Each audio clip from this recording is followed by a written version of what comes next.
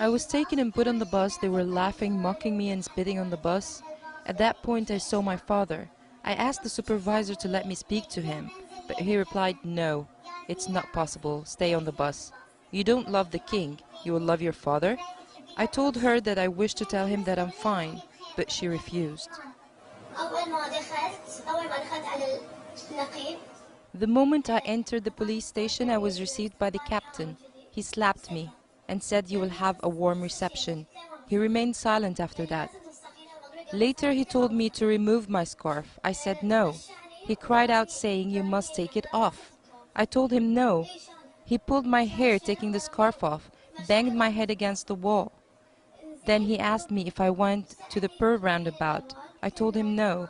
He asked me if I joined the marshes. I told him it was only once, and I didn't stay to the end of the march.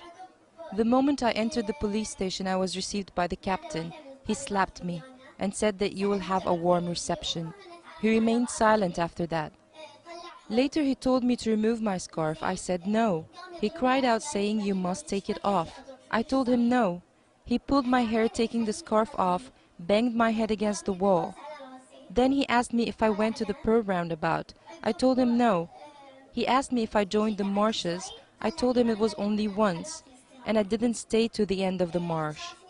He called in one of the girl students who was with us and asked her if she knew me. We were acquainted. After that he pulled a hose out and started beating us with it.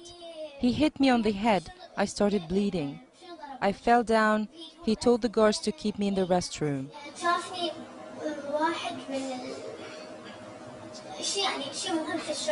After that, a high-ranking officer saw me. He asked me, "What were you beaten by? By hand?"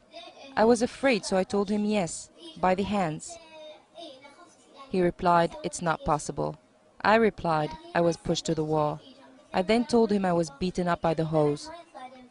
He called the officer to come to see him after finishing investigations. Until that moment, we were still standing. After that, they handed us over to policewomen, who asked us for our names, personal phone numbers, addresses, and so on. After answering them, we were brought back to the same captain. He asked me where my father works.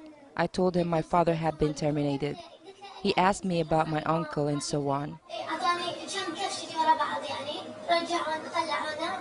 He slapped me a number of times. We were taken out by the policemen, who treated us badly, humiliating us, cursing, swearing, and spitting on us. They called us prostitutes.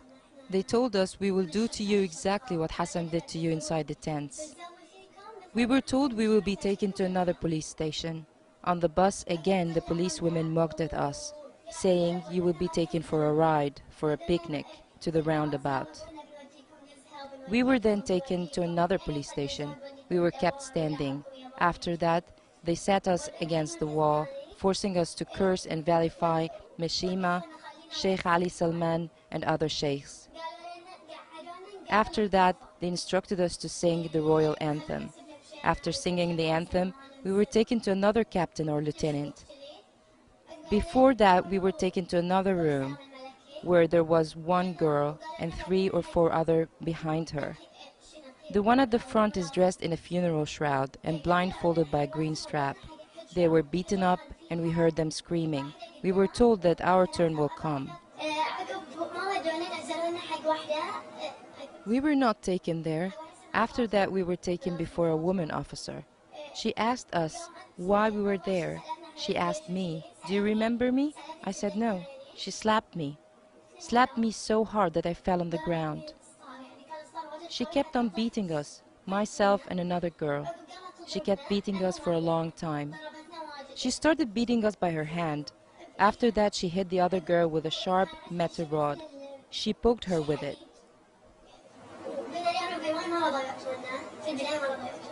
We asked for water, but we were denied it. After that, 2 men entered.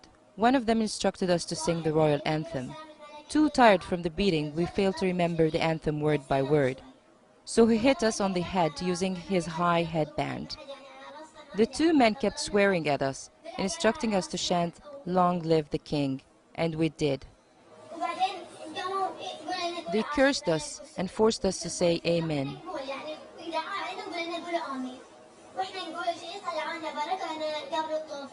They took us outside the room, instructed us to stand facing the wall, not to turn left or right.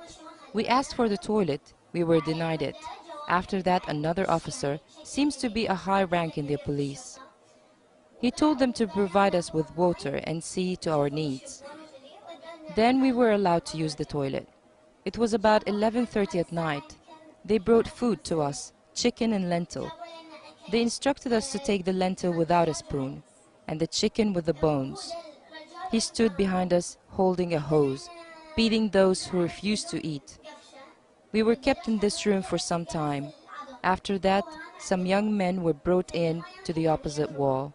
One of them was brought near us.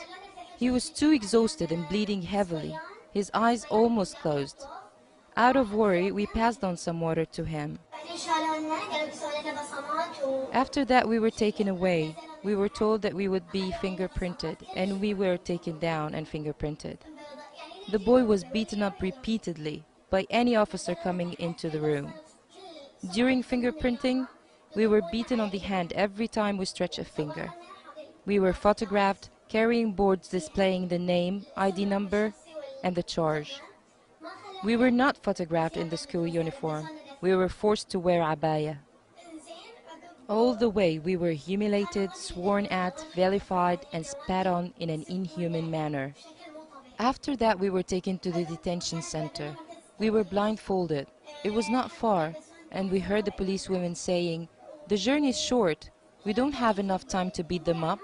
It is our last chance." So they kept hitting and beating us inside the vehicle.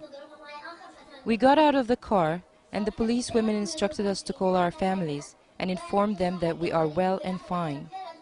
They threatened us that if we said anything about being beaten. It was almost 1:30 after midnight. We called our families and told them that we are fine. The following day, we were told we are taken to the military court. We were first told that we will stand before the public prosecution, and it was 7 a.m. in the morning.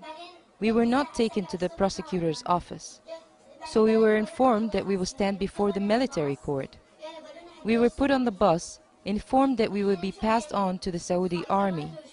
We were too afraid, unaware of what we were going to face. We were taken to an open space, full of security personnel. There was also a tent there. One of the policewomen spoke to the captain, who instructed her to take us back to the police station, and they will come to take us from there. We went back and kept waiting to see what would come to our fate. After that, we were told there was a mistake. We were detained during the whole day. The following day, we were taken back to the police station for more interrogations. During the investigations, we were badly insulted, humiliated, vilified.